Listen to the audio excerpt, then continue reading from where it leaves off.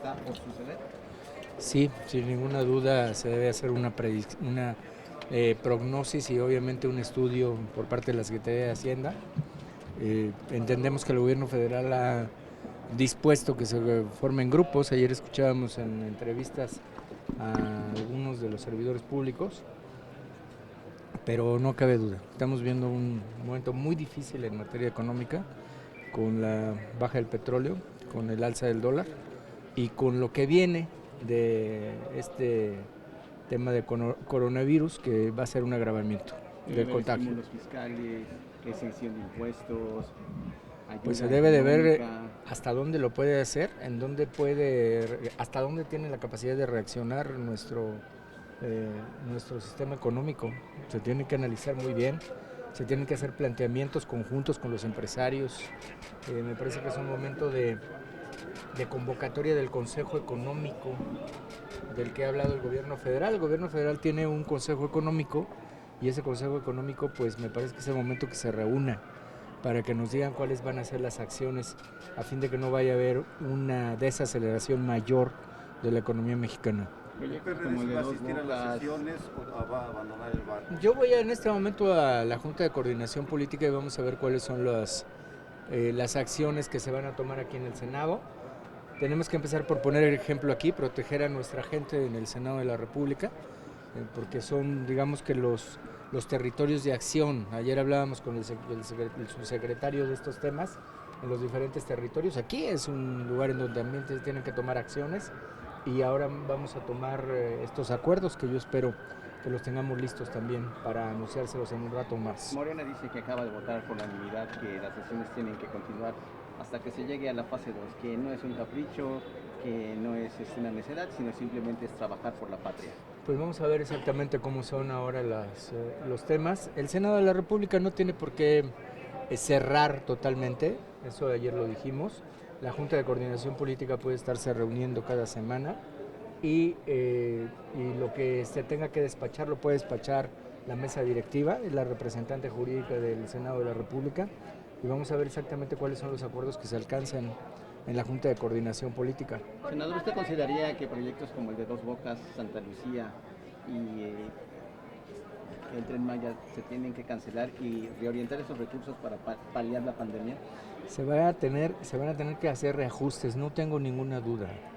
Lo que hemos vivido y el ciclo que vive esta pandemia, que está comprobada, digamos, con temas de hecho, no con suposiciones, a nivel mundial, lo que ya vivió Asia, lo que está viviendo Europa, lo que empieza a vivir América con los Estados Unidos y parte de Canadá. Estaba haciendo una actualización y en la actualización tenemos 210,000 contagiados ya en el mundo. Se está haciendo en tiempo real y está siendo acelerado. Entonces, México va a llegar a la fase 3 y en la fase 3 pues se va a necesitar gastar mucho más dinero, no hay duda. Tiene una repercusión económica importante, se tendrán que reconvertir hospitales y se tendrá que trabajar pues con mucho mayor recursos económicos. Ayer nos estaban diciendo una frase del doctor Kumate cuando hacía referencia a cómo enfrentar las epidemias y en el cierre de la frase habría con dinero y con más dinero. Entonces va a tener una repercusión económica muy importante al país. Ayer una de las demandas o una de las preguntas de Oficina era por qué no se había instalado este Consejo de Salubridad a Consejo Nacional. Mira, yo estoy escribiendo ya incluso el por qué debe ser. ¿Por qué debe ser? Pero no les dijo el Bueno, lo que nos dicen es que hay un comité. Ustedes conocen que hay un comité, un comité de emergencia, un comité para atender los temas de salud de esta clase de contagios, de pandemias, de epidemias. Hay un comité. Nada más que la gran diferencia es que ese comité es un órgano de consulta que depende de la Secretaría de Salud. Y están utilizando ese comité como si en ese comité se pudieran tomar acuerdos de fuerza obligatoria jurídica nacional. Y no es así. Es un órgano de consulta ese comité, que es absolutamente distinto de lo que está previsto en el 73 Constitución. Pero no de decisión. No, y no de obligación nacional. Entonces, pues eso es precisamente lo que estamos ahora, lo vamos a escribir en breve y vamos a seguir insistiendo. Senador, ¿coincide usted con el senador Dante de que la frontera, que Estados Unidos cierra la frontera, México será más beneficiado? Si se cierra la frontera.